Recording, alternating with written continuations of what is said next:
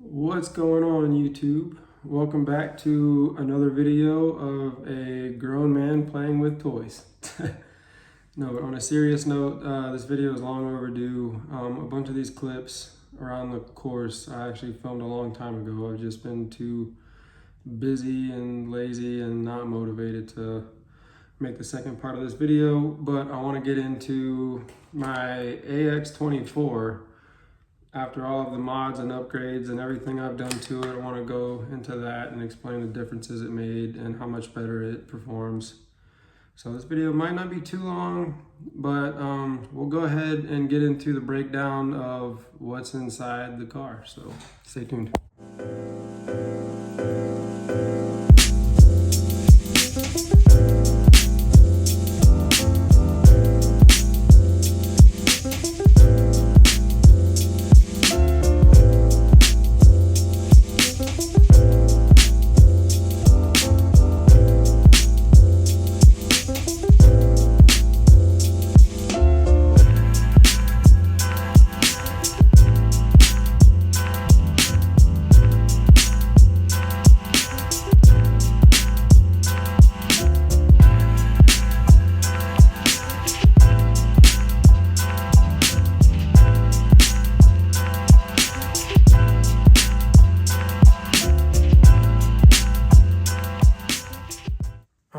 So here is the man of the hour, the AX24.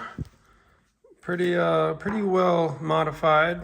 As you can see, no front springs. I opted to leave the rear springs in just to kind of push that weight a little more forward. So it's pretty much just full ant mode on the ground. Let's get into some of the things I did that make this one special, I guess you could say. Go ahead and fully remove this. So, yes, things look a lot different under here than how they normally look. There's been a lot of cutting and trimming and replacing things that have went on. First and foremost, I've only replaced the front servo so far just because I've really been too lazy to do the rear, and the rear really hasn't been giving me any problems. The front one just kind of burned out. So these are just some little cheap Amazon ones that I do plan on upgrading to a better one soon because these are loud. They don't turn nowhere near as easy with the car off. I don't know if that means anything, but I did get that installed along with some Injora, the servo or the steering arm kit, it's adjustable to an extent, which will allow you to help center it if you're still using the stock radio, which I'm not, so it's not really an issue. But I installed that on the front and back, as well as some brass differential covers, front and rear, brass steering knuckles on the front, and you can't see it, but all four have brass, the little locking nuts that go inside of there to add a little more weight, as well as some Trio brass wheels, beadlock wheels, still on the stock tires. I did buy some tires with these wheels, but I didn't pay attention to the size and just thought they would fit, and they are way too small, so did not put those on. Let's get to what I'm sure you're wondering about, this big purple shiny thing right in the center. That is the Mofo ROP motor, or Revenge of Pancake. And this thing is a game changer for sure. Compared to the stock servo, or I'm sorry, the stock motor, this thing, you have the best of both worlds because not only do you have amazingly slow crawl, you also have amazingly high speed. So the top speed compared to when you first get it, the stock motor, it's at least double, triple, which I know that's not what these are made for, but it is a nice little feature to have on the car. Also, I've paired it with a Furitek Lizard Pro ESC, and I'm just using one of the receivers that came with my Flysky Noble to power or to control everything. And I have a little Emax 350 milliamp battery that I'm using on the inside. I use this for my little drift cars, but they fit perfectly in here, so I didn't have to worry about using the big bulky batteries that they come with. If you're wondering about these little links right here, and I have a third one in the back, I think. No. Okay, so those I ordered also from Mofo's website. I believe it comes in a 3-pack or a 4-pack of these little standoffs. And then what I also ordered was, I believe it's either an ESC or a receiver mount. It's something for an SCX24. So I bought that off their website. You can tell it was like a used part. I trimmed some pieces off. It fit perfectly in between there. I did have to use a little nut to space out the shocks a little bit, or else they would be bowed in. They would kind of bow in, and whenever you would try to compress, they would hang up. Same for the fronts. Just put a little tiny nut in there to space them out, and no problems. And these are the stock body mounts that they came with. This one I was able to just kind of cut it up enough to where I can screw it in on this second little underhole there and still have full body mounting abilities. And for the front, I mean, more or less it's not the traditional way, but I got 2 screws. These things have little holes in them, so I found 2 long screws and basically just zip tied in 3 places the stock body mount. So this just articulates and it works. So as you saw before I took the body off, it fits. Let me show you a little more of this motor. Let's flip it on. So now I will just show you how slow this thing can go. The motor looks awesome while it's going, which you will see right here. Look at that. Does that not look so cool? And look how slow that's going. Like, that's actually rolling. And something that's cool about it, as you can see, I mean, this thing will pop wheelies if it has traction.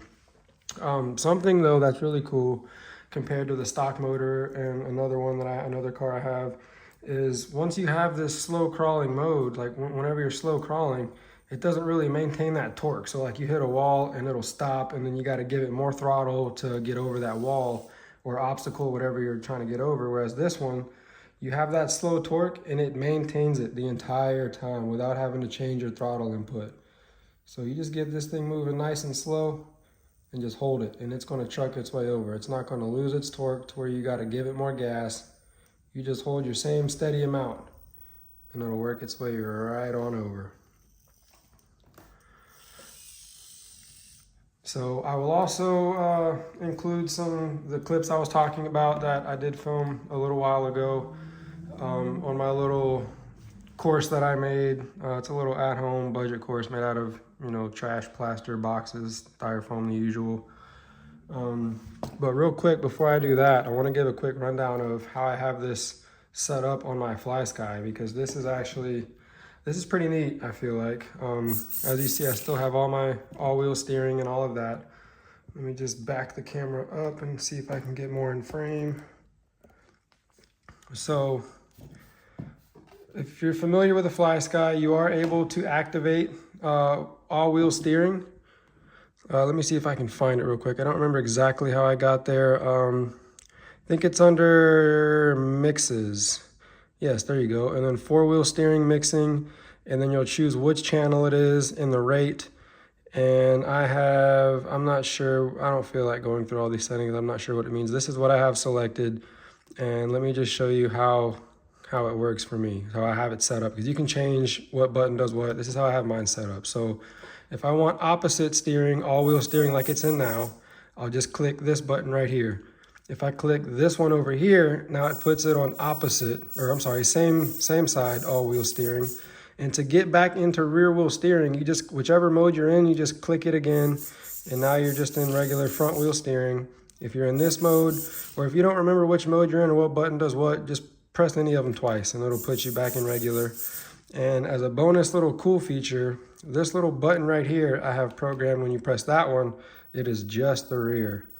So that is pretty neat. I found there's one spot on my little course, my little at-home course, where in order to successfully navigate to the top of this obstacle, you have to use all 4 modes of steering. So you have to approach it straight, and then once you're on it straight, just use your rear to get this tire where it needs to be. And once you're there, then you switch to this mode and kind of get it to come up the wall without side tracking. And as soon as that front tire makes it over the top, then you flip it over into this mode to just get on top of the object and not fall off. So that's pretty neat to just be able to have the ability to control you know, however you want to control it, as opposed to just having the normal dip switch where you can't just do the rear.